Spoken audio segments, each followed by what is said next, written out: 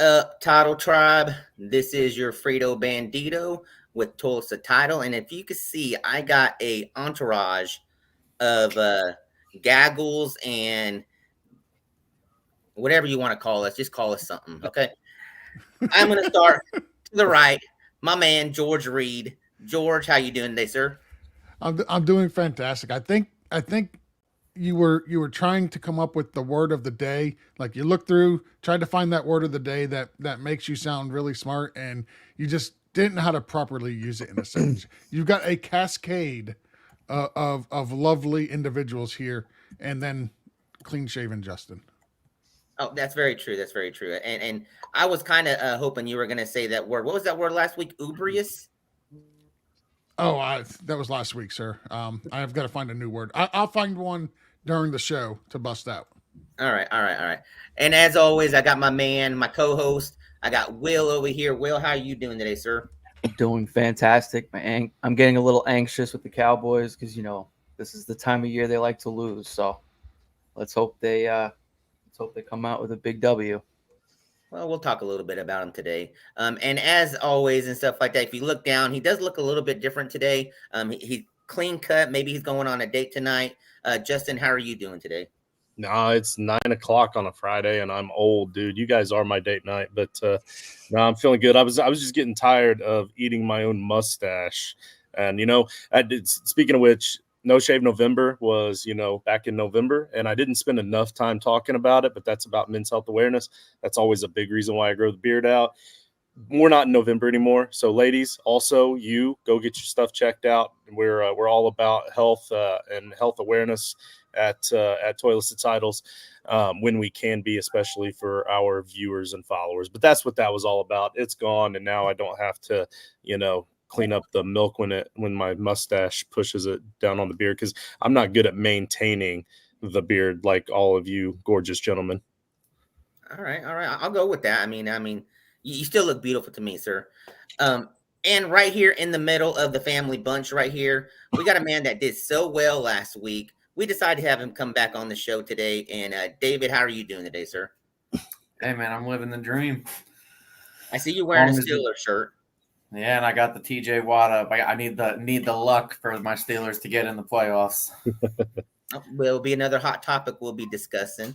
So, yes, we do got that going on and everything. So, if you look below me, we have Mr. Mark Simon. Simon, Mark? Simon. Okay, Simon, I apologize. But look, welcome to the show. It's the first time hopping on and everything. One of our newest members to the Toilets to Title family. How are you doing today, sir? I'm doing great, man. Thanks for having me. So, Patreon too, right? Yep. All right. Well, then you're going to be – are you joining the Dynasty League that Justin is setting up? I don't think that one. I'm going to join one of them. I'm not a big IDP guy, so trying to find one without, Yeah, we'll have several, so I'm sure we'll find one to fit you in there. All right.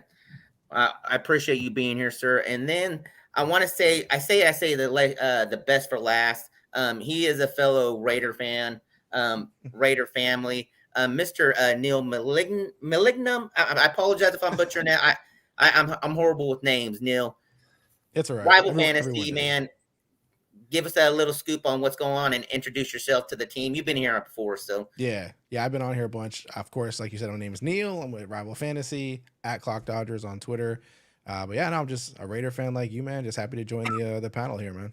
Now, it might not be on the doc, but I was going to say that as a surprise. We are going to have a little discussion about the coach and stuff like that. Wanted to get your thoughts on it. But as always, this is NFL Roundtable. It's where we discuss topics going on for the week. And I got a lot of people to discuss with and everything. So first of all, let's start out with Pete in the chat. Pete, appreciate you very much, sir. You also hitting us with the $1.99 donation to the fund and everything. So really do appreciate you, sir. We also got in the chat, thank you very, sir, Mr. Duarte, another fellow Patreon member. Appreciate you being in there, and hopefully we're going to have some more people in here and asking us some questions and everything. With that being said, let's go ahead and hop into the topics of the day. Okay, this is the way I'm going to do it. Dalvin Cook signs with the Baltimore playoffs. On a scale of 1 to 5, round table, real quick, a scale of 1 through 5, what is this worth for this team going in the playoffs, George? Dalvin Cook on a scale of 1 to 5 is probably about a 0.017, to be honest. If you've looked at what he's done while on the Jets this year, it's been nothing. Like he's barely outpacing me for rushing yards on the season. He's going to a better team. He's going to a better situation. I'll give him all that, but I don't really care about Dalvin Cook going to the Ravens. It doesn't move the needle for me much at all. All right, Will, what are you giving that scale? I'd have to say a 1. Like George said, what he's done all year. He's going to Baltimore, already in the playoffs. I think it was more of a I'm trying to win a Super Bowl now kind of move. But he went to Baltimore. I mean, I just don't see him being used. I don't. Okay, well, I'm hoping not everybody's going to say a 1. Is anybody giving it a higher rating than a 1? Raise your hand, please. Really? You don't think he's going to be valuable? Maybe. I mean, I'm projecting Baltimore to make it to the Super Bowl and stuff like that. What if all these injuries happen and you got Mr. Lonely Dalvin Cook sitting over here as the number 1 running back? No number 5s at all, huh? No, Neil? This comment right here perfectly sums it up. Gus Bus and Justice Hill, at this point in their careers, are a lot better than Dalvin Cook in his point in his career. Neil, any thoughts? Nah, yeah, I mean, I'm with everybody here. Like, I don't care about him. I mean, Gus and Justice have done their thing, especially Gus. And so I just don't see a scenario where with this short time window, Dalvin Cook's going to make that much of an impact over guys who have been, in the system forever. All right, Mark, what do you anything?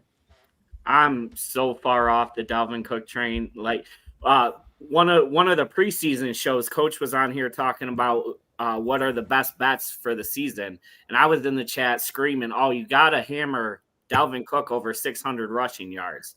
Wow, I couldn't have been more wrong on that. Yeah. So, and if all the running backs get hurt for Baltimore, Lamar is the new running back. It's not going to be Dalvin Cook. I got a question. Does anybody here think Dalvin Cook right now is better than Melvin Gordon, who is the 3rd string running back for the Ravens? Yeah, I definitely. Yeah. I'll give him that. But Melvin Gordon isn't. I'm not even gonna give him that. Okay, so why sign him then? Someone, please. Why did they sign him? Yeah, so here's the thing. In my opinion, the reason what's that? No, go ahead. I was saying Dave will go next. Okay, well, the reason they signed Dalvin Cook here is because of depth and because of the fact that they have so many injury issues over the last few years at running back, and he's available. And I still think that he's a talented running back. He's just nothing near like what he was before. And the thing is like in that backfield, like Breece Hall is just an amazing talent right now. And he just made Cook look so much worse behind that offensive line because he's able to actually do something behind that offensive line. Breece Hall is. So, I mean, it's easy to pass over Dalvin Cook or anybody else when Breece Hall's playing like he is. So he's still got talent. He's got juice in the tank. He has something to offer, but he's also not been in the system all season long. And I know running backs usually adapt better to a new offense than just about any other position on the offense. But even with that, he's still Gus Edwards is the man. Justice Hill is the 3rd down back and the backup guy. He's gonna get some play. He's gonna get some carries, and he's even gonna have a little tiny bit of success. On a scale of 1 to 5, it's still going to be a 1, though. I don't think it's huge success. David, go ahead. Yeah, I mean, he said it with all the injuries. Baltimore, historically, especially towards this time of year, they're lucky they still have Lamar going forward right now. And it was a win-win for Dalvin because he does. They're probably the team with the best odds at the Super Bowl right now.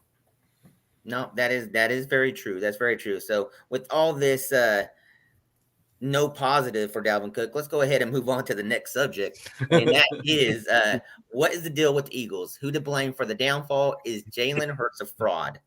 David, I'm going to start out with you on this one. Yeah, listen, I said it at the beginning of the season, and it's proven true. I I said that Dallas was going to win this division. Now, I don't know that that's 100% going to happen. They should, considering the matchups this week. But I stated specifically that the defense was going to regress to the mean. They got rid of a bunch of their high-profile guys and brought in a bunch of younger guys, mostly from Georgia, and expected that to put up the same exact, dominance that they did last year, and they faltered entirely. I don't blame this on Jalen Hurts. I think Jalen Hurts has been playing a little banged up, and but he wants to play, and they should have rested him a little bit. They didn't need to play him as hard as they have. All right, Will, you got any comments on these Eagles that are in your division? I'll speak as a Dallas fan. I love watching them downfall. Now I'll speak as a football fan.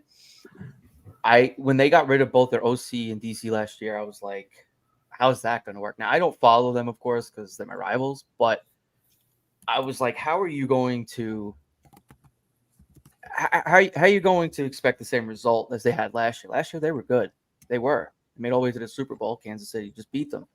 They were good this year, but then they just started to lose steam, and then it started to roll downhill from A.J. Brown then to Jalen Hurts. I don't think Jalen Hurts is a fraud. I think he's playing banged up, like you said.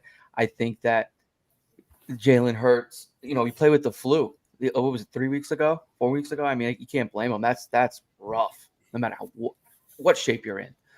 So I honestly, and I despise Sirianni. I can't stand him with everything I have. So I think it's multiple factors. I don't think it's one main reason.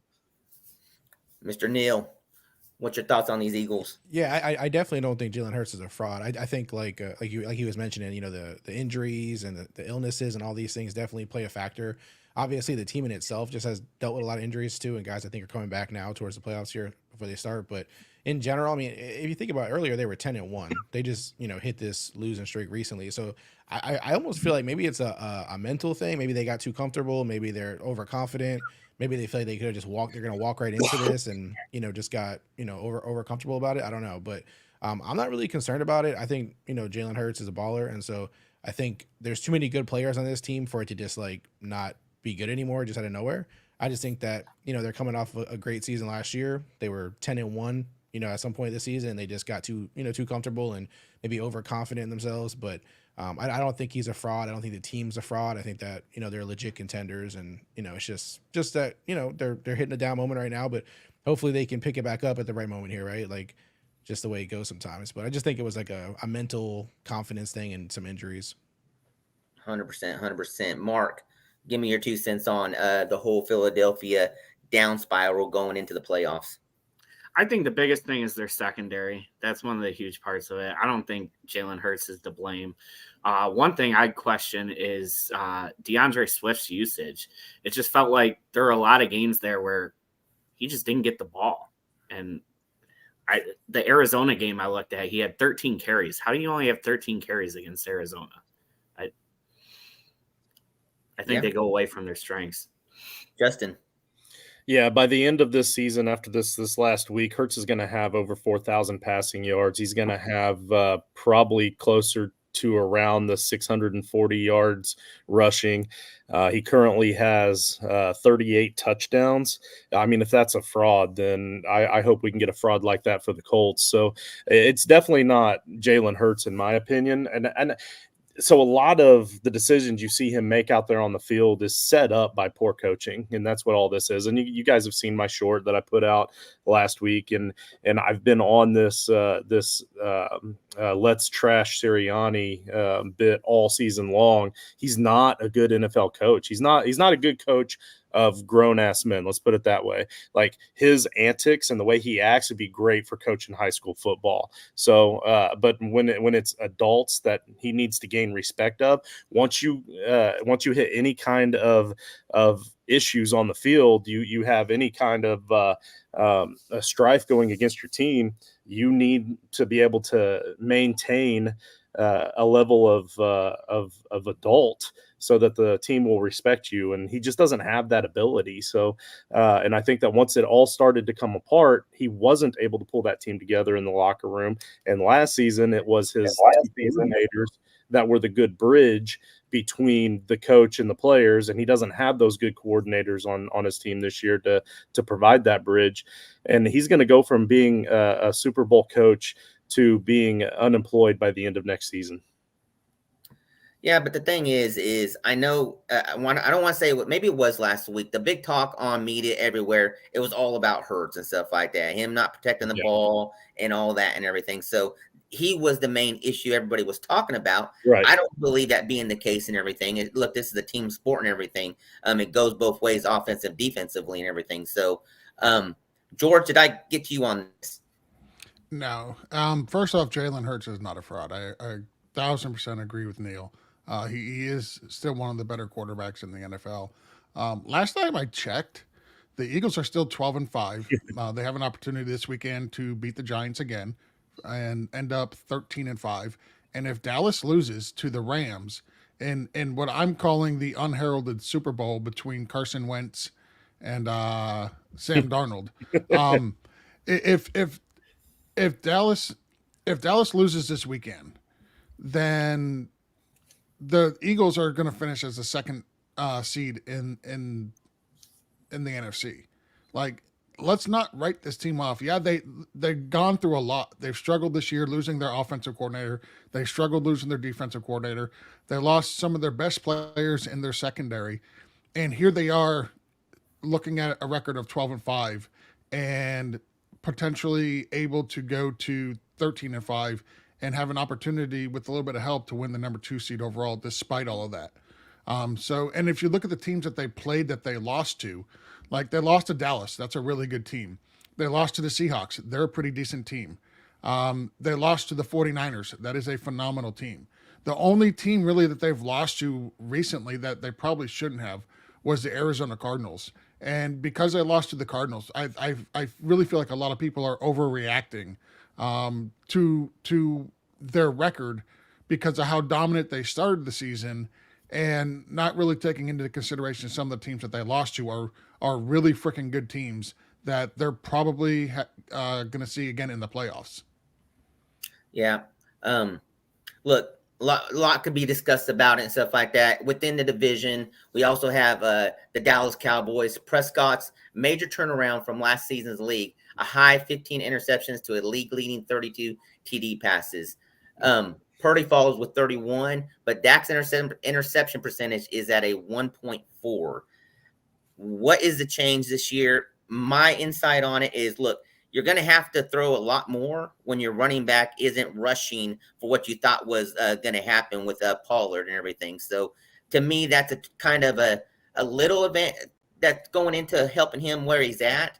Does anybody disagree or anybody has their different opinion on that? This time, I'm going to start with Justin. No, I agree with you. I mean, I think Dak's always been good. It's just that sometimes the ball just doesn't fall your way, right? Like, I mean, fantasy football works the same way. Sometimes things just have to fall your way to be able to get that W, and it doesn't always happen that way. And then as a quarterback, Dak has always actually been a pretty solid quarterback. It's just things didn't fall his way. This year, they're falling his way. And just like you said, they had to rely on his arm more. So he's been able to prove that he has that arm that nobody really thought that he had. So, I mean, I've always been a fan of Dak, so I might be a little bit partial here, but yeah, I mean, I'm all for this season with Dak because this is what I've always known him to be capable of. All right, Will, give me. I know you're a Cowboys fan, so I got to get your thoughts on this.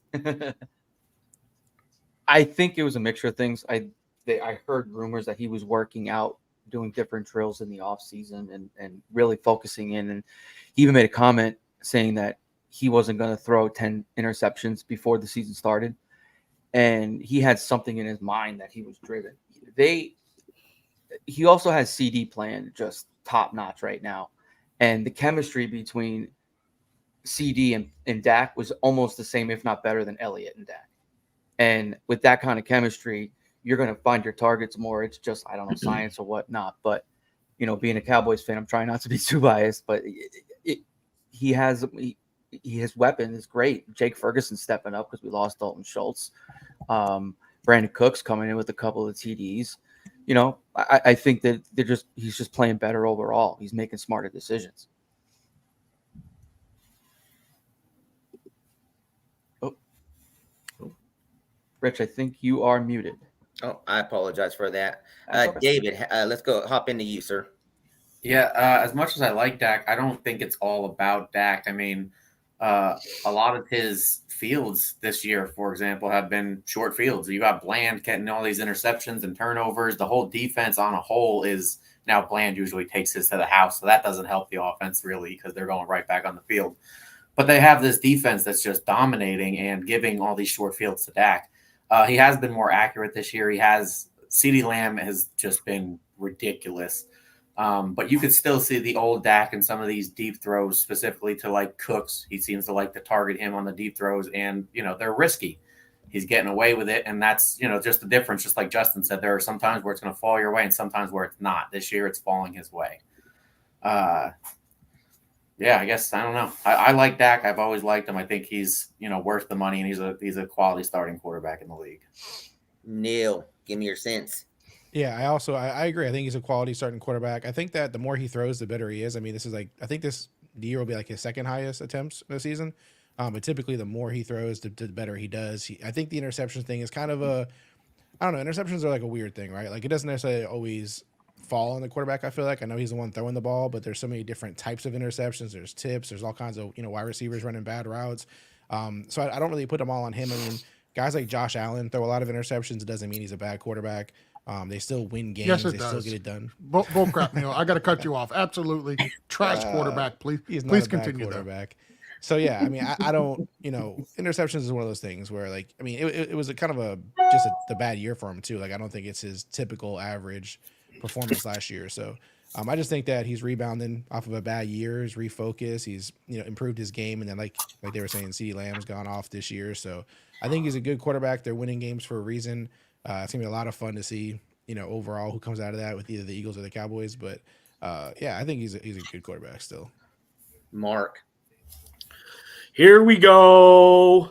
No, I think the new OC just came in and he said, we're going to make an effort to get our playmaker the ball. And they made it obvious that CeeDee Lamb is going to get the ball this year, and it's paying off for him. I think that was one of the gripes last year, that there were games he just disappeared where they weren't looking for him. He wasn't getting the ball, but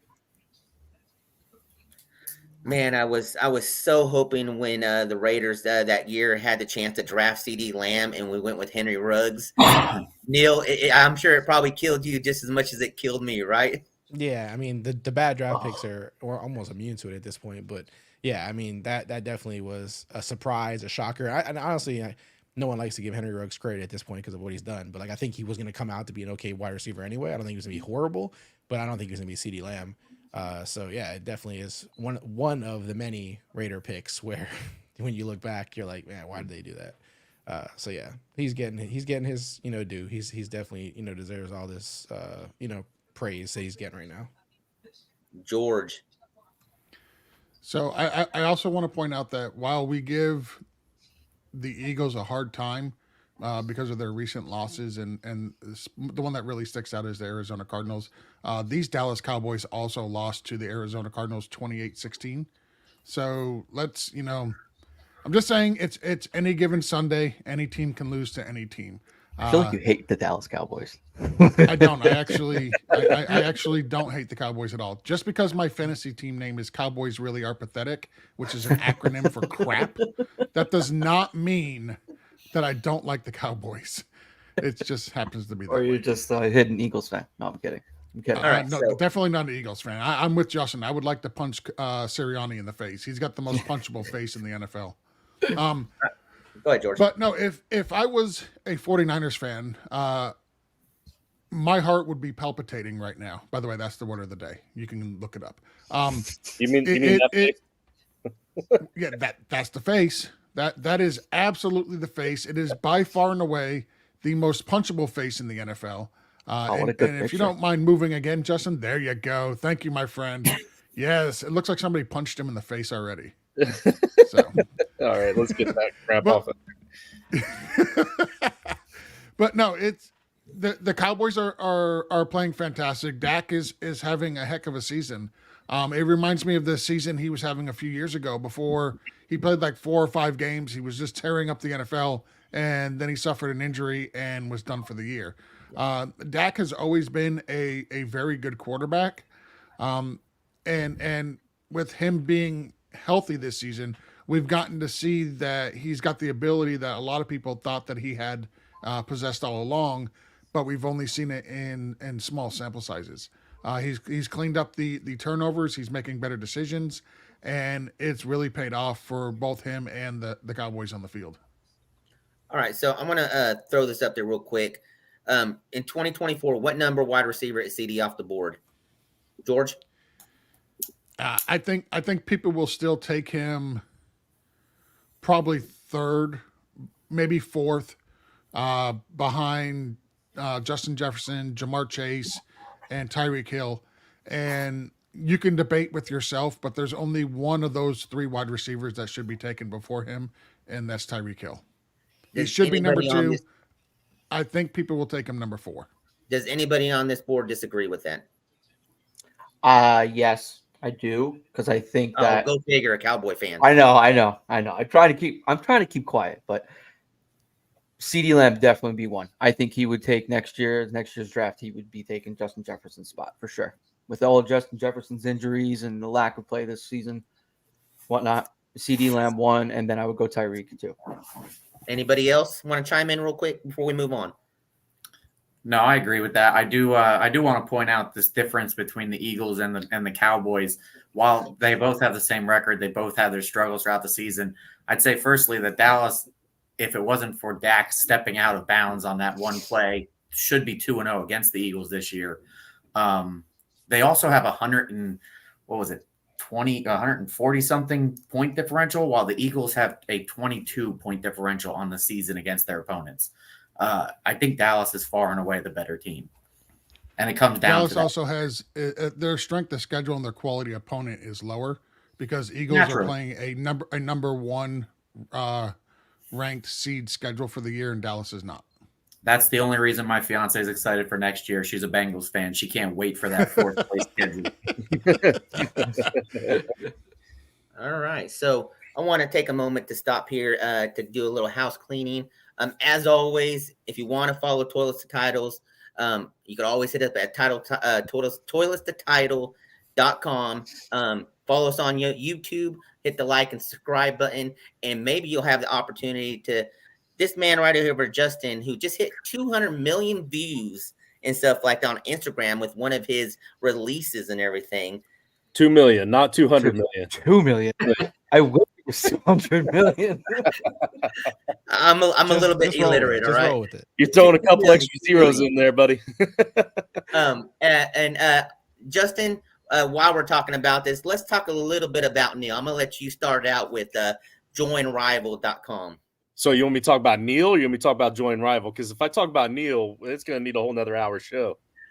You know what I'm talking about. Let's hit it. All right, joinrival.com/title tribe. So Rival Fantasy is the newest evolution in fantasy sports betting, and that's how I introduce it every single show. And Neil has yet to stop me yet. So I'm going to keep saying that because it really is a true evolution in the game.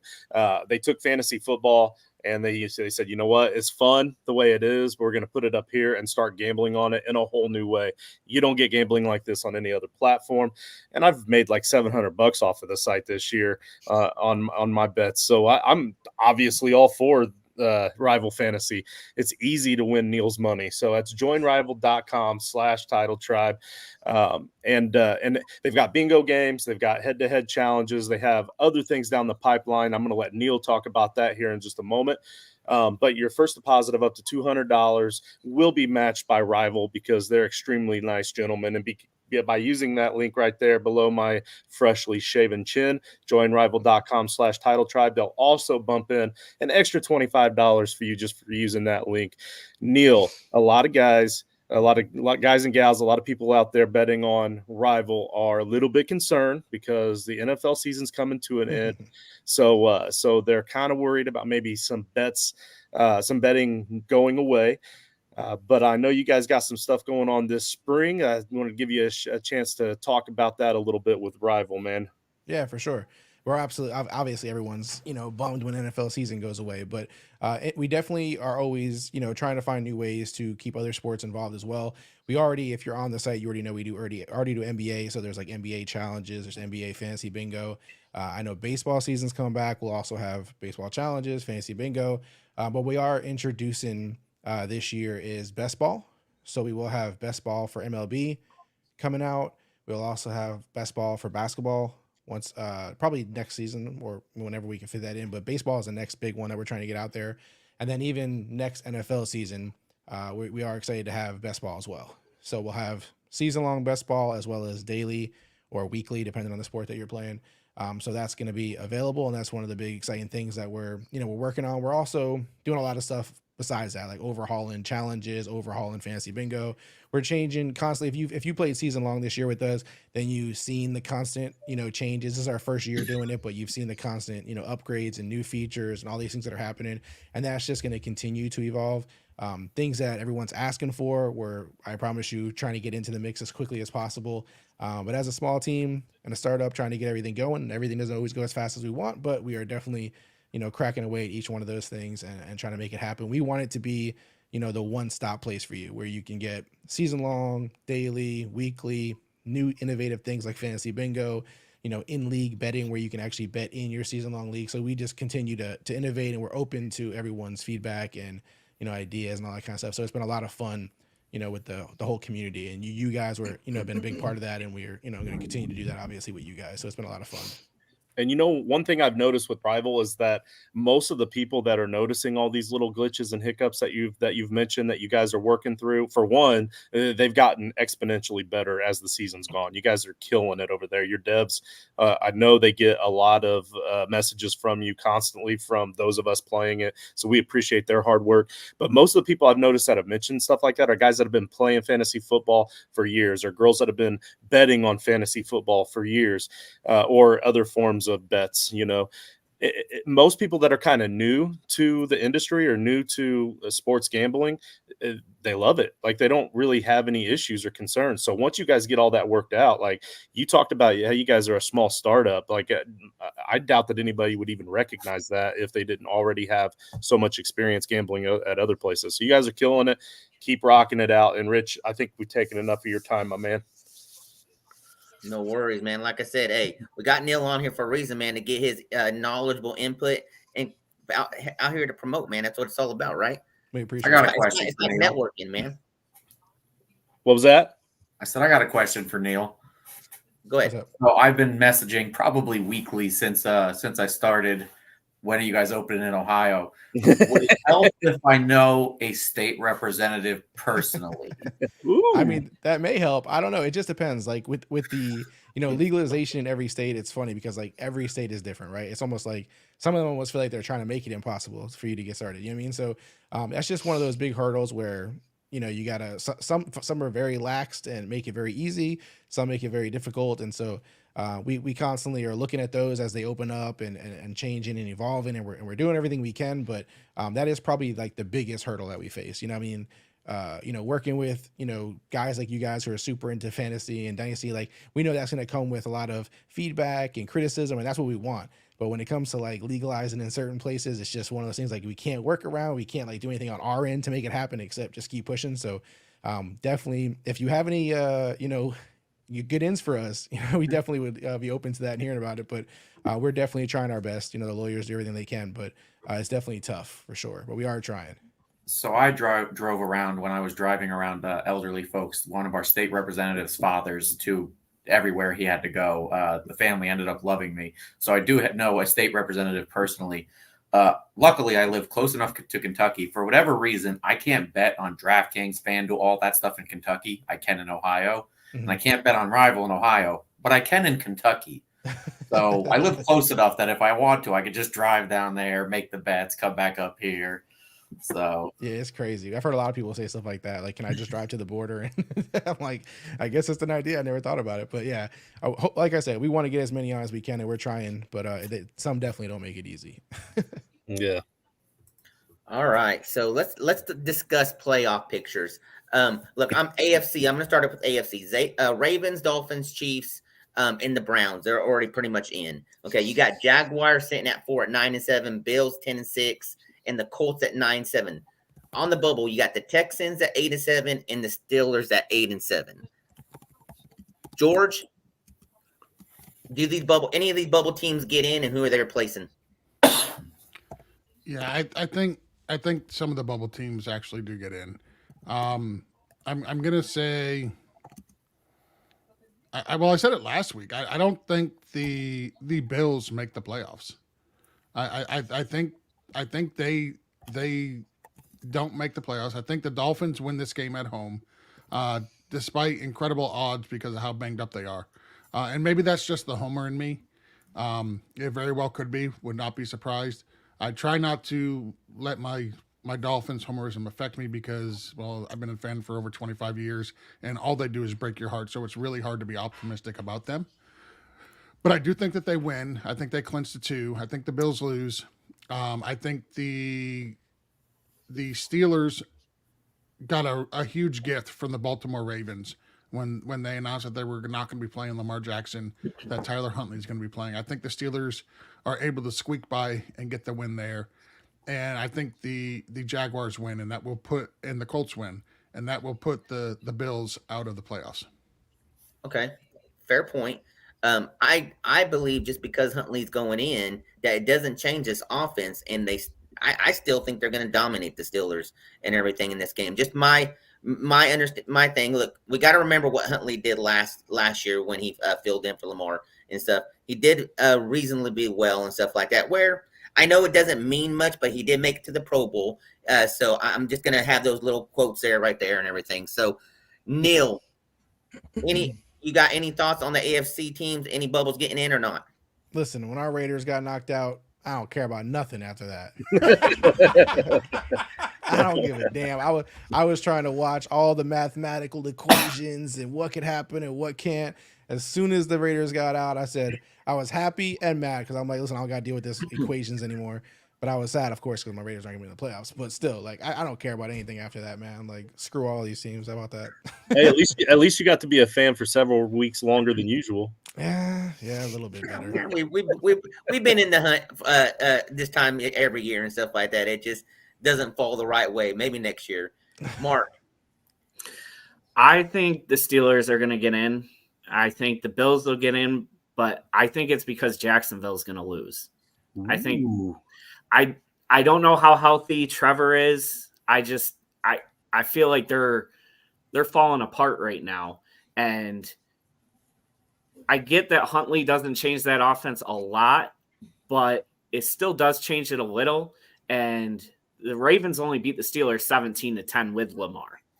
So I think Lamar is worth a touchdown in that game. I just think the Steelers defense is good enough to get the job done. And I think the Bills and Dolphins are both, well, Dolphins are already in, but I think the Bills will get in as well, regardless if they win or lose that game, because Jacksonville's going to lose. Okay. All right. So the 2 that I haven't got to are the 3. We're going to jump over the NFC because I want to get your guys' input on the NFC side. I know, David, I know you're a Steelers fan. You probably wanted to make a comment in there. So I'll let you comment in a minute as we go through the NFC. I'll let you get your 2 cents in on that. Okay. NFC, look, 49ers, Cowboys, Lions, Eagles, and Rams pretty much clinch. You got Buccaneers, Packers sitting in there right now. But on the bubble, you got the Seahawks, the Saints, the Vikings, and the Falcons, all close, similar records and stuff like that, multiple within the same division and everything. So, Justin, who's making it from the bubble? Well, the win-loss records on the show notes are kind of confusing me because we got the Seahawks and Saints at 8-8, and then the Packers at 7-8. I think there might be a mistake on the Packers. Are they 8-8 now? Mm-hmm. Yeah, Packers are 8-8. They're in the driver's seat. If they win, they're in. All right, cool. So we just missed that one when we updated. That makes more sense there. But yeah, I mean, I don't see very much of a change here because I think that the Packers get the win this week and they kind of slide in there. Maybe they they leapfrog over the Rams if the Rams lose to Sam Darnold and the rest of the 49ers. It depends on who all's sitting in that game. But if the Rams lose, they're just going to the 7 seed, so they're still going to be, in the playoffs.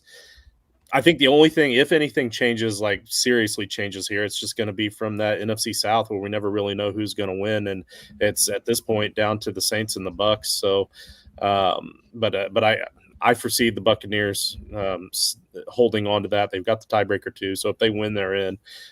So I don't really see any major changes in the NFC personally. All right, so Pete over here, real quick, giving us another 99 cents. I think he wants to give us his own bank account and stuff like that because he's constantly donating. Yeah, I appreciate you very much. I appreciate it very, very much. Just DM me your routing number.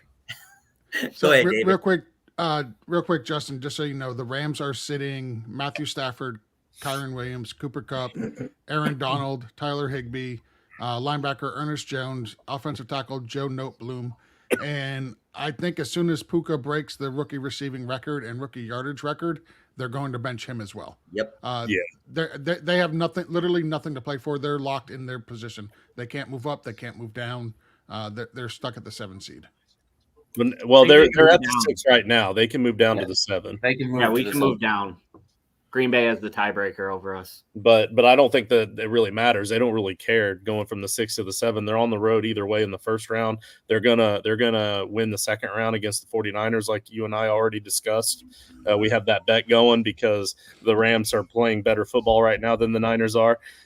So I'm looking forward to that little side bet. David, I like it. I think that's going to set up the best first round game. Is going to be the Rams versus either the Cowboys or Lions. I think that'll be a great game. I don't see anything changing in the NFC. I like Green Bay to win this week, and all they have to do is win it in. Atlanta is also still alive technically. If they beat New Orleans and Carolina upsets Tampa Bay, which they almost did a few weeks ago, Atlanta squeezes in. I would hate that. I've had the Bucs since the beginning of the season as the winners of that division. But I don't see anything changing. I see it staying exactly the same way it is.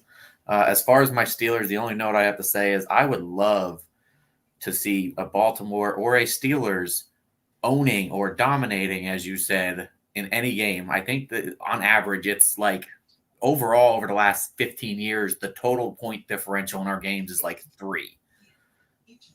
There is no dominating. I think we win this weekend. I still don't think we blow them out. There's no blowing out in this series. No matter how many people are sitting, we try our hardest. So it's a tough one. I also, unfortunately, Justin, I think Houston and CJ Stroud gets in over you guys. But I wouldn't be surprised to see it go the other way. I've doubted the Colts all year, and here they are on the cusp of the playoffs. So. Yeah, the Colts are the type of team that lose when it matters or lose games that they should win. I'm not saying they should win this one. I think they're only 1.5 favorites, but it's a game that they have to win, and they also tend to kind of crush me. So, it's just like in fantasy when you finish 4th in the payouts to the top 3, or if payouts is winner take all and you finish 2nd. That's kind of what the Colts do to me all the time. They do just enough to keep us from getting really good draft picks, but then bad enough to really upset us and give us nightmares. So yeah, I wouldn't doubt it. But if you guys are right, I believe it was Mark that said that the Jaguars, he's seeing the Jaguars lose this weekend. If they do lose and the Colts or Houston, whichever one wins, they win that division, I would love to see the Colts win the division, but I would hate to see them face the Browns in round 1 because you guys all know that I've got that boycott against the Browns where I won't watch a game live. And I've kept that up all season long because I won't give them that extra point on their ratings. So I don't know. I might have to go somewhere where the ratings don't matter and watch the game somewhere else just so I don't give them that extra point on the ratings. But yeah, screw the Browns. I will say the odds have flip-flopped. It's now Houston -1.5 instead of you guys -1.5. So there is They must have realized that Gardner Minshew was the quarterback. Right. I got a quick question for Justin. Okay. Where do you think the Colts would be at right now if Richardson was healthy the whole season? We would be looking at an opportunity to trade up just a few spots to get Marvin Harrison Jr. if he does come out. It would be that bad. And I'm very I've been very adamant about that. I'm not an AR fan. At the same time, I do think that most of what he lacks in is coachable. So there's still hope. There's still high. I mean, athletic dude. Hopefully he can learn how to take a dive and stay healthy. But I'm more concerned about that shoulder, because that shoulder, they said that's the fourth time that he's injured that AC joint, and he had scar tissue in it from the previous injuries, and 2 of the times he injured it was back in high school. And so anytime essentially he takes a hit to that shoulder, we're taking a huge chance that he's going to be out for the season again, because his AC joint is that bad. And then he's got that imminent wrapping deal right there on the cusp that he can sign at any minute and leave the NFL if he absolutely has to after he makes some money. So I don't know. There's just a lot of red flags with Anthony Richardson that I really wish that the Colts would have just traded back and taken Will Levis. Even after seeing Will Levis the way that he's played this season, I still wish that they would have traded back, got the better value on Will Levis. That way it'd be easier to move on from him if he isn't the guy. It's going to be hard to move on from a guy you took 4th overall. Before we move on from the topic, I wanted to ask Justin, can I interest you in a rival challenge, Colts versus Texans? Any players you're willing to challenge or no? Absolutely. So I'll choose the Colt player. You choose the Texan player. Okay. All right. You got. Are we gonna do this live, or you guys gonna send it? Yeah, we can do it right now if you want. I'll take Jonathan Taylor. I think he has to have a huge game. I think he can have a huge game against Houston, and the whole entire offense has to run through him. So, give me Jonathan Taylor. I'll take that easy dub. All right, I'll take Singletary. Let's go for it. Oh, you're gonna take Singletary? I thought you'd take the easy route and take Stroud. No, I'm not gonna go easy. We're trying to get another 2 million views, buddy. We're gonna go Justin, Taylor. 200 Justin, million. I gotta do this 200 million. only because 200 million. I gotta do this only because Neil is here. Oh, that's it. You insulted my honor. I demand satisfaction. I challenge you to a duel. I shan't mince words with you for long. I am challenging you, sir, to... Your challenge is accepted. I accept. Now I accept. Nice. So Neil, you're probably not familiar with that, but that's our rival challenge music every Sunday on Title Time. When we have 2 players that we adamantly disagree on, we do a rival challenge on those 2 players between the host, and that is the music that is thrown in during the challenge. So I just thought you were here. I didn't think you had heard it yet, so I had to play it for you. Appreciate it. All right, so it looks like while Justin's over here getting this challenge going, Will, look, Cowboys are sitting at number 2 and everything right now. Are you worried about any of these teams coming in and shocking the world against the Cowboys? All of them. Just because they love to lose. No, in all seriousness, no, I don't really see much change in the NFC. I don't. I think the Packers will win. I hope. I mean, if the Eagles lose, I'm never going to stop on Twitter, but I don't foresee them losing. Hey, Neil, what's your name? Nope. Clock Dodgers. No changes for me. Okay. So look, we're not going to discuss this. Look, we pretty much been discussing the games of the week just by what we've been discussing with the playoffs and everything. The games of the week for us was Pittsburgh at Baltimore. We also had the Bills at the Dolphins and Texas versus the Colts. Look, all 3 of these matchups right here is going to be a big determination on teams getting in the playoffs. And we kind of discussed everything, what we were discussing already. So before we move on, because I do want to make sure that we jump into the NFL Player Awards, does anybody want to discuss these 3 games of the week? I just have one thing to say. George earlier said that he feels like the Ravens gifted us the game with sitting Lamar. I would personally like to thank George and the Dolphins for allowing them to give us that gift. It's the gift that keeps on giving. It's like the Laramie Tunsil trade for the Dolphins. Like it started out as one thing, and it's this downhill snowball effect where it just gets bigger and bigger and better and better. That's what that was. Well, we appreciate it over here. So as we are discussing playoffs, I do want to take the time to talk about our NFL Playoff Fantasy Football League that Toilets to Titles does. This is our 4th year, correct, Justin? Yes. Yep. 4th annual. 4th year doing it. $30 to enter. Look, if you're interested in getting in, look, deadline is January 12th. Reach out to toilstitles@gmail.com or reach out to Coach Chefs. You can reach out to Justin and everything, one of us and everything. So you get in. Look, we're looking to get in 100 people. We've been doing this for 4 years and stuff. It's pick a player, one and done. IDP is included in it. We do have some defensive players in there. So if you are interested, hit us up on that. And then we are also doing another playoff league where between all 14 teams, you have to stick a number 1 through 14 on it. If you pick the Ravens number, if you want to put a 14 on there because you feel like they're going to make the Super Bowl, each time they win, you get 14 points and everything. So it's real strategic to put these points on the right team that's going to go the farthest and everything. So if you're also interested in it, I want to say that one is $25, Justin, if I'm correct. Is that the one that Mark is running? Yeah. Mark? Yeah. Mark, since go ahead and explain it a little bit better if I said it wrong. No, I think you hit it on. You said it exactly what it is. You give each team a number 1 through 14. You want to give the highest number to the team you think is going to win the most. So every time they win, you get the point value you give them. So like you said, there is strategy there because even though the Ravens might go to the Super Bowl, a wild card team is going to have an extra game that they're playing that the Ravens aren't playing. So that's another opportunity for them to get points. So if you think a wild card team on the NFC side is going to go to the Super Bowl, you might want to give them a higher number than the Ravens just because they're playing an extra game. Hey, any given Sunday, that's what they say.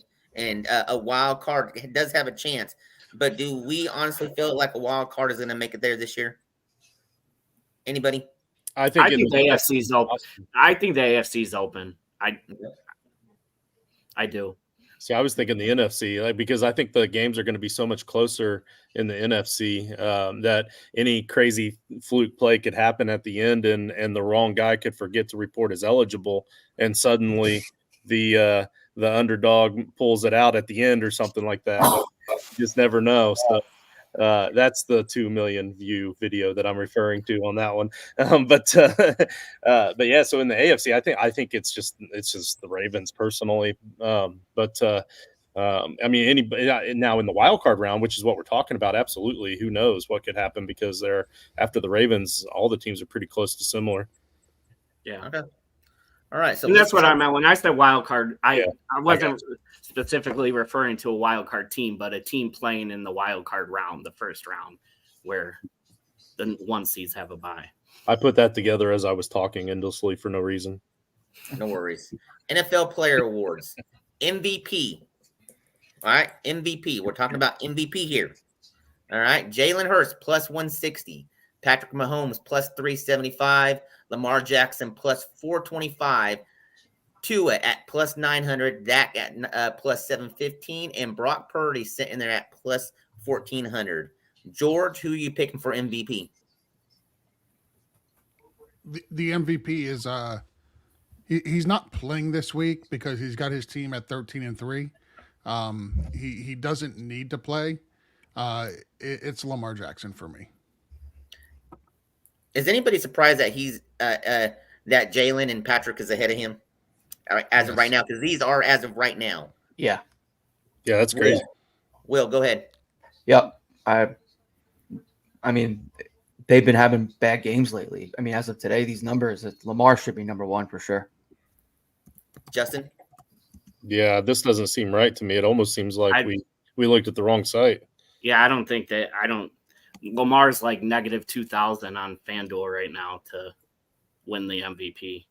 Well, to be fair and stuff like that, I knew Neil was going to be on, so I didn't pick any from any of those sites and everything because I want this to be all about rival fantasy.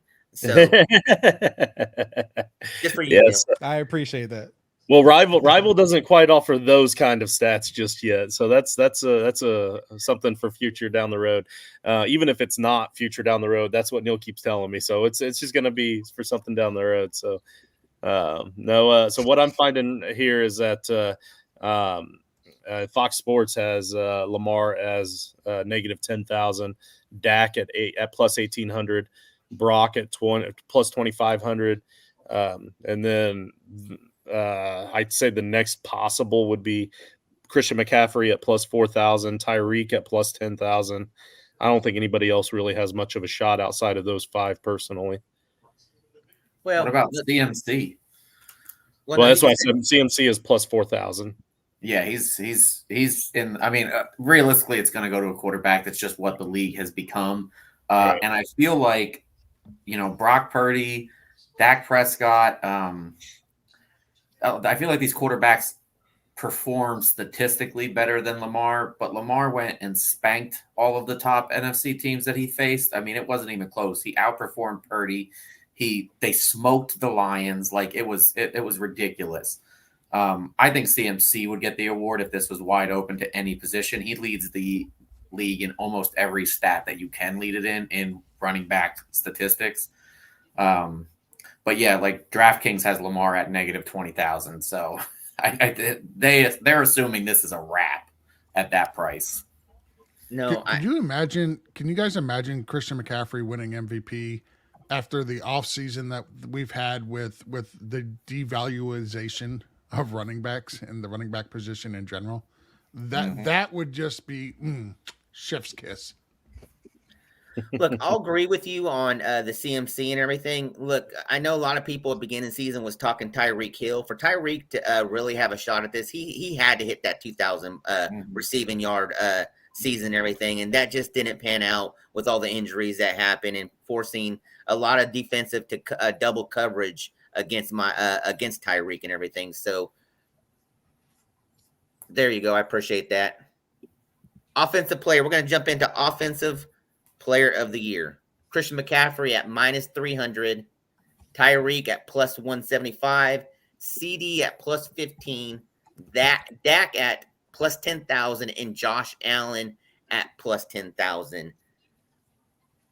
Will, offensive player of the year. CMC, 100%. David. CMC, but I mean, no question for me. Anybody disagreeing on it? Nope. I think it was Tyreek until he got hurt. Once he got hurt, it was all CMC. Yep, I agree with that.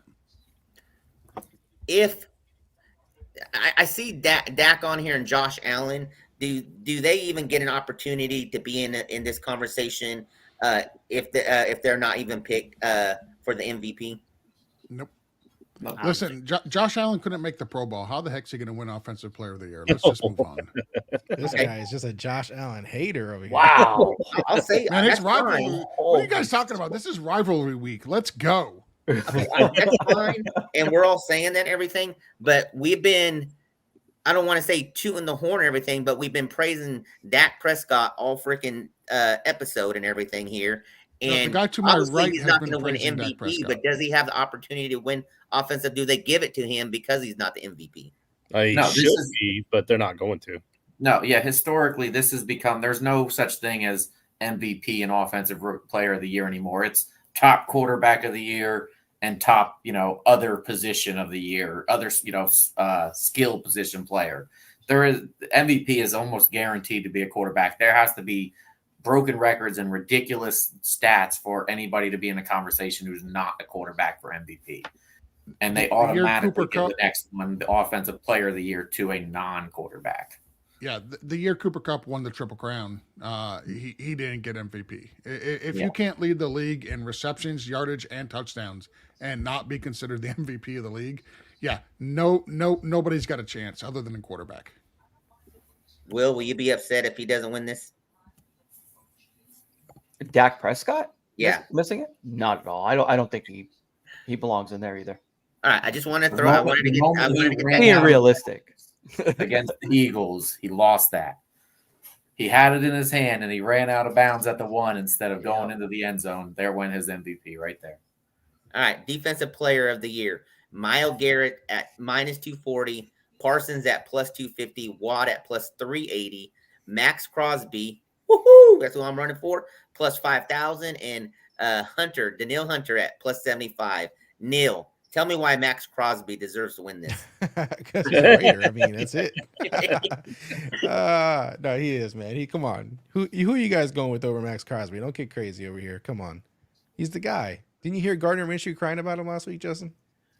He's like, man, Max Crosby is just angry.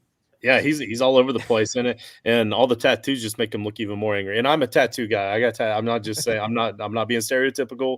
Please don't at me. But I mean, they're badass tattoos, right? No, don't at me. Just send your comments to the video, the short that has 2 million views. All right, so real quick, the rest of the panel and everything. Myles Garrett, Michael Parsons. I mean, those are the odd-on favorites with Crosby and everything. Do you guys feel either one of them deserves that over Max Crosby? Because at plus 5,000, I'm going to put money down on that and stuff because he, to me, truly has that legit chance of beating these two out per votes and everything. Man, Will, what happened to Deron Bland? Like, I wanted it to be him. Yeah. Like, God, that dude was incredible. He came out like a rocket. He got that 5th touchdown, broke the record, and then just like went dark.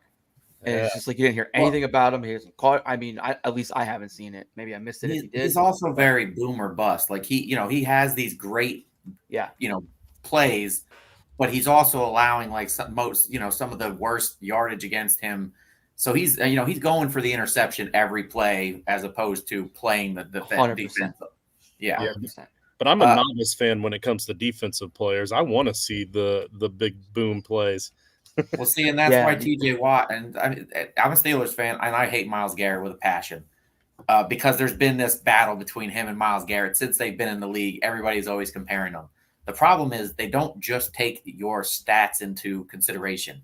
Myles Garrett and the Browns, Micah Parsons and the Cowboys have done better, this year than TJ Watt and the Steelers. TJ Watt's beating them in all their stats, but because of how the team is doing, they attribute that partially to the players, the all-stars on that team, which boost Micah Parsons and Myles Garrett above TJ Watt.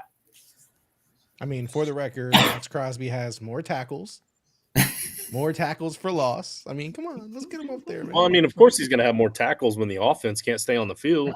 Oh, here we go. Here we go. Honestly, looking at this list, and these are all fantastic choices, but one guy on this list looks like he was omitted, and there's one guy who just doesn't even belong in the conversation.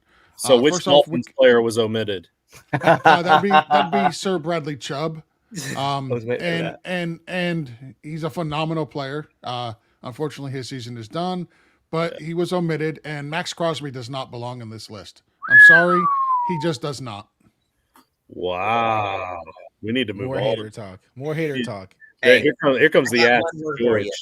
So it was good talking to everybody. He left. Where'd he go? Yeah. I'm also a little surprised that Aiden Hutchinson isn't a little bit higher than some of these other guys. I don't know if you've watched him, but that man carries that defense. I mean, he's been a monster all year. I'd have him above, like on DraftKings, he's in 10th, but I'd put him above Roquan Smith, Bland, Josh Allen, Danielle Hunter, probably behind Nick Bosa, but not much. Like I have him much higher. Yeah, and I was going to say that Hutchinson gets held on every play, but pretty much all of these guys do. Like they have to. You have to hold these guys. That sounds familiar. It gets hold on every play, right? Who's that? That sounds so familiar to me. Who's that? Max Crosby gets held on every single play. That's what I'm saying. All the greats do because you don't have any other choice. All right, defensive rookie of the year: Jalen Carter, Will Anderson. Like I'm not going to read the odds right now. Devon Witherspoon. Should Christian Gonzalez be on here, and then Brian Branch? Neil, who's your defensive rookie of the year? I don't know, man. I do like Branch. I don't know. Who was the odd-on favorite, though? Jalen Carter. Jalen Carter. Yeah. And Will Anderson. They're both, well, no, I guess they're not. Never mind. One's minus and one's plus. Yeah. Yeah. I mean, I do like Branch. I don't think he's going to win. I think Carter is going to win it. So, I mean, he's not my favorite, but I think he is going to win it.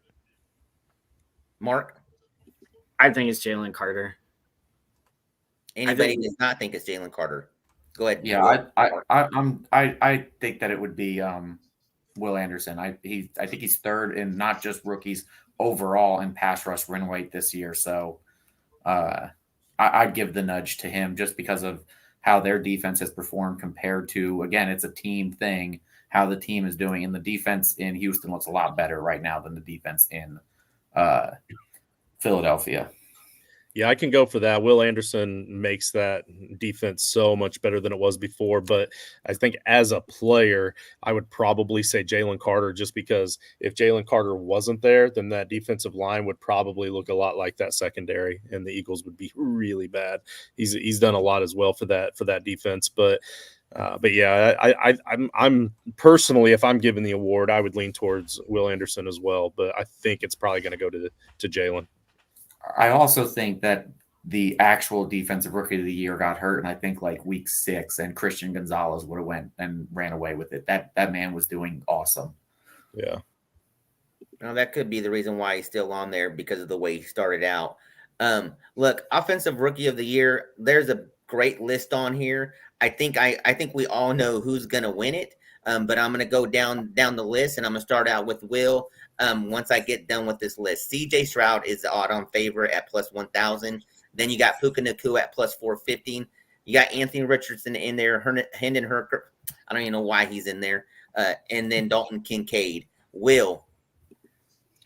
I mean, CJ Stroud. Yeah, I don't think it's really not even. I mean, Puka Nacua had a great year, but rookie year. But I'm gonna go with Stroud. Anybody have any different opinions on that? I hope not. I'm obvious reasons. This is one of those awards where, unfortunately, it's going to go to the quarterback, even though there's a player who is absolutely more deserving, and that's Puka Nacua. He's going to break the rookie record. He's going to break Jalen Waddle's rookie record for most receptions in a season by a rookie. He's going to break the rookie receiving yardage record as well this week. I think he only needs like 34 yards or something like that. It's an incredibly low amount. I think it's he's 10. That's what I read. Yes, he's 4 going to break and 10 yards. Yep, he's going to break 2 all-time rookie records, and he is clearly the offensive rookie of the year. But there's a quarterback on the list who's been pretty good, and so they're going to give it to the quarterback just because of the value of the quarterback position. But he's definitely not the most deserving. It is Puka Nacua. Oh, George is crazy. Now I think it's a mix. I think it's positional value, because that's a key point. They do value quarterbacks more, but I also think it has to do with where everybody thought the Texans were going to be this year and where they are because of CJ Stroud. I mean, the Texans were nowhere near a playoff quality team coming in. Everybody had them as the last team in that division, and by a long shot. So I think I agree that Puka probably deserves it a little bit more because he's breaking records, but I think it's a lot closer, and they're going to give it to Stroud because of positional value and where his team's at compared to where they were supposed to be. Where did people have the Rams, though, before the season? That's true. They said the Rams were super young, but some of these super young teams, Yeah, but the thing is, like, I already cared about the Rams, like, players and fantasy and everything. CJ Stroud made me care about Texans players. So, like, I already cared about a wide receiver for the Rams. I didn't need another one, but I needed to care about Texans Puka players. Nacua. You cared about Cooper Kupp. CJ Stroud, top 10 in yards for all quarterbacks. I think he's the best quarterback in throwing interceptions. I mean, he didn't even play all the games, but I think he's like top 15, 13 in touchdowns. Like, you guys are throwing too much shade on him here, man. Like, I don't know, man. Puka made me regret drafting a whole lot of Cooper Kupp, even when Kupp has been healthy and out there. So, I mean, it can go both ways. Puka is the 4th best wide receiver right now in fantasy, and statistically across the board, on average, if you average out all the particular stats in the ranks, he's the 3rd best wide receiver in football, and that's including with the games with Kupp. And statistically speaking, for Stroud, he's the 10th best quarterback in fantasy and the 12th best quarterback overall in the NFL.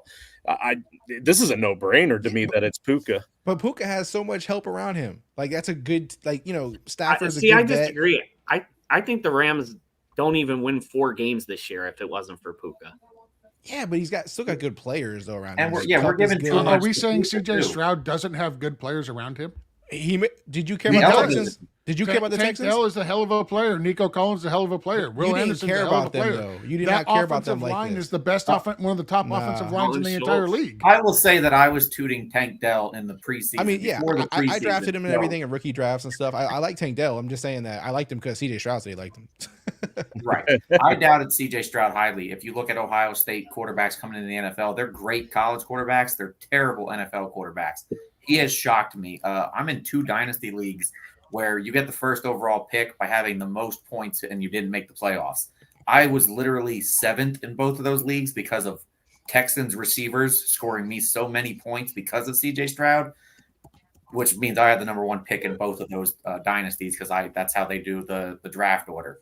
So I love CJ Stroud right now. I need Will to cover his ears real quick for me, because CJ Stroud is finally giving me an opportunity to root for a team close to where I live, besides the Raiders and stuff like that. I can't root for the Cowboys, so now I got a team that I can root for right down south of me and everything. So look, I get it. Look, Nakua, I'll say this. Nakua came in because a lot of people are going to say, well, Nakua did so good because of the fact he had Cooper Kupp on the opposite side of him and stuff like that.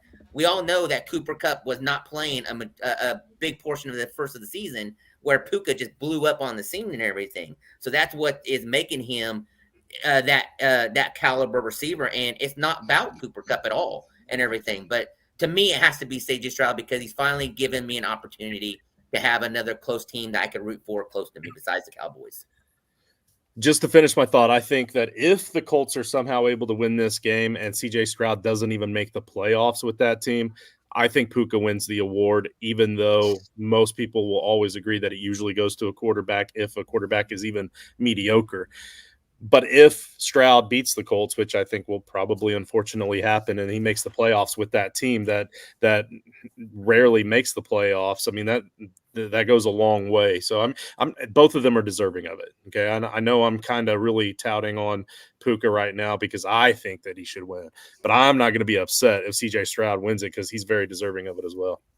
Very fair. And let's not just attribute all that to him. I mean, we haven't talked about Coach of the Year. I don't know if we were done. I don't know if I skipped the line, but DeMeco Ryans and that organization having the balls to also move back up and take Will Anderson Jr. right after CJ Stroud and trade away all that value. They knew what they were getting.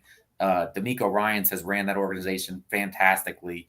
I think he deserves especially if they make the playoffs, he deserves the Coach of the Year. Yeah, I did not have Coach of the Year on there because I knew we were going to be running a little bit long in the tooth on this episode. But obviously, I do believe he is a candidate for Coach of the Year. So with that being said, guys, look, follow us on Twitter at toiletstotitles.com. All this great conversation, this heated going back and forth, disagreeing with each other. You know where you could also find us at is on our Gilded chat. We have tons of people in there that we go back and forth having discussions like this all the time and everything. You could also on our Gilded chat, we also have our little separate chat for Neil and rivalfantasy.com, where we all go in there and we're all blowing up Neil. Hey, what's going on? What's going on? Hey, Neil, by the way, I am in a championship this week on one of those leagues, so I appreciate that very much. Good luck. Gilded, look, we got tons of people in there talking football all the time. You would not be more happy. You'd be more happier just being in there with the stuff that goes on. I mean, we discuss everything. A shout out also, we discussed in the chat, shout out to my son, turned 17 today, Keegan Gonzalez.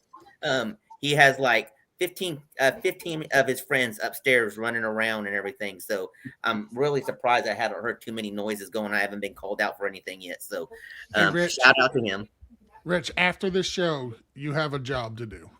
You have to go upstairs. You have to confiscate every single one of those phones and subscribe to Toilets and Titles with them. All right. I'll take that as a challenge. How can you follow us and get into Gilded chat? It's at toiletsandtitles.com.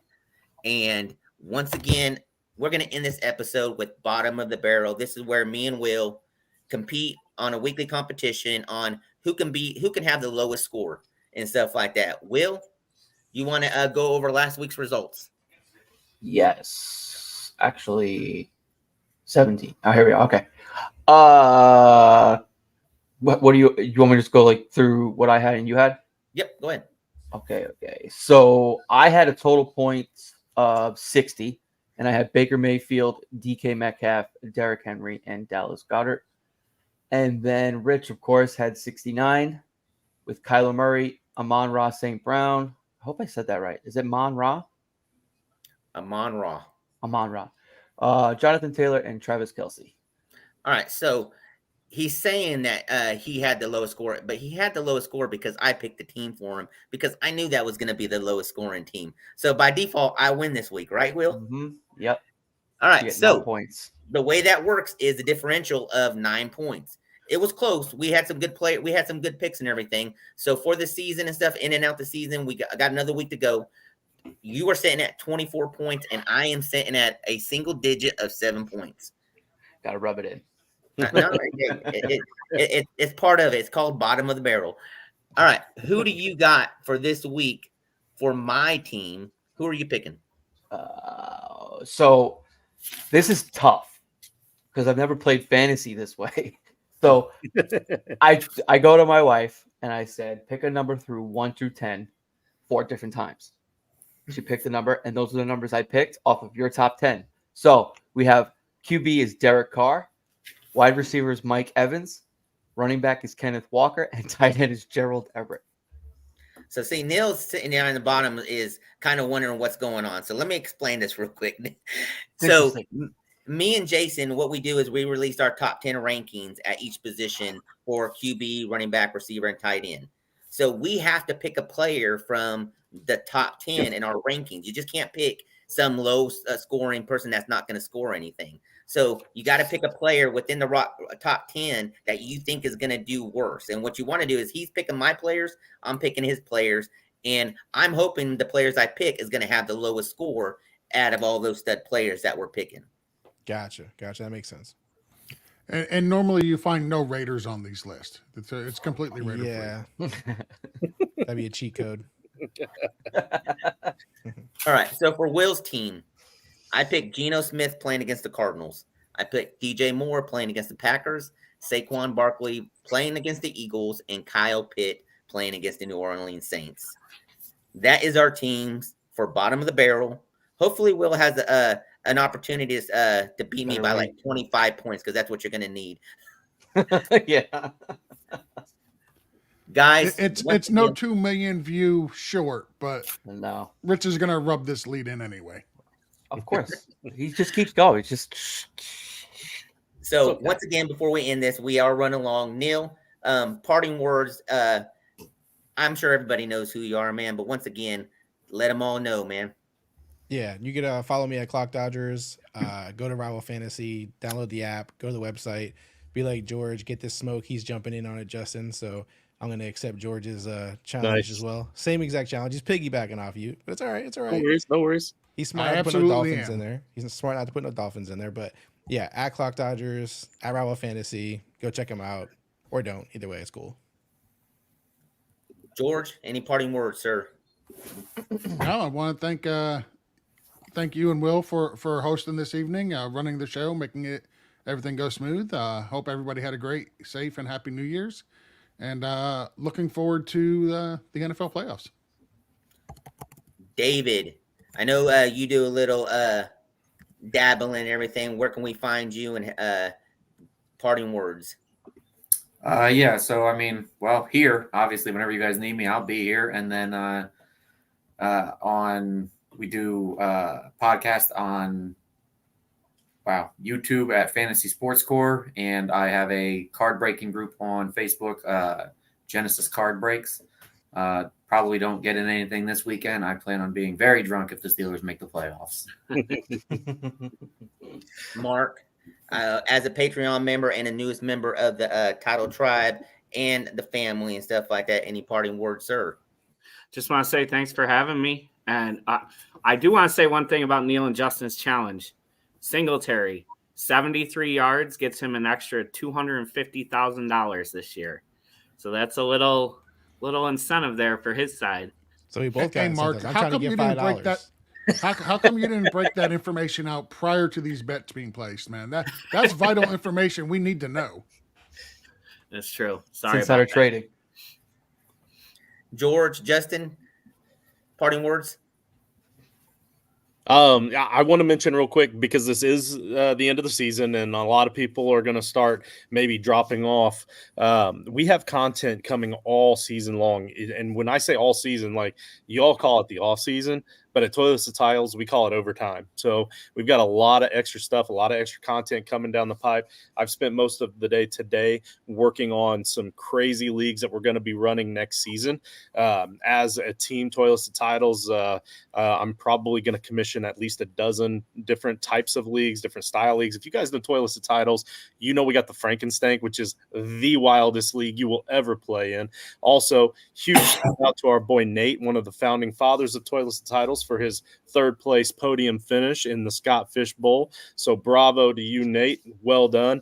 But yeah, we're going to have several leagues going on there, and a lot of them are going to be dynasty, which means we're going to have some dynasty drafts going on within the next couple of months, and some rookie drafts to go along with those dynasty drafts. We're going to do some of them live here on the air. Maybe we do like 10 rounds at a time. I don't know. We're going to work it out. We got a big meeting coming up in a couple of weeks. We're going to work out the details for you. But again, just like what Neil was saying earlier, with Rival Fantasy, we've got baseball season coming up. So we've got, we're going to continue Friendly Fire under the guise of a different name.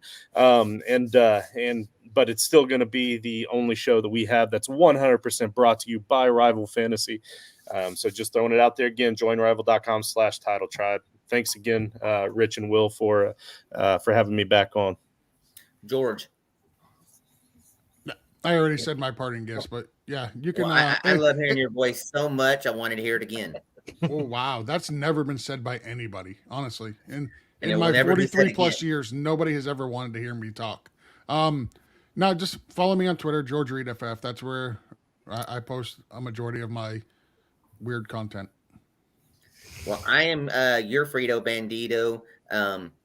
And once again, this is NFL Roundtable. Will, you're the man. Send us out with some parting words, sir. Follow us on Twitter at Toilets the Title. Follow us on Instagram, where you can see our famous person Justin with his great video. And also follow us on YouTube at Toilets the Title. Happy New Year, and thank you, Neil, for coming on the show. Thanks everybody for joining us, and we'll see everybody next week. Enjoy y'all. Happy birthday, Neil.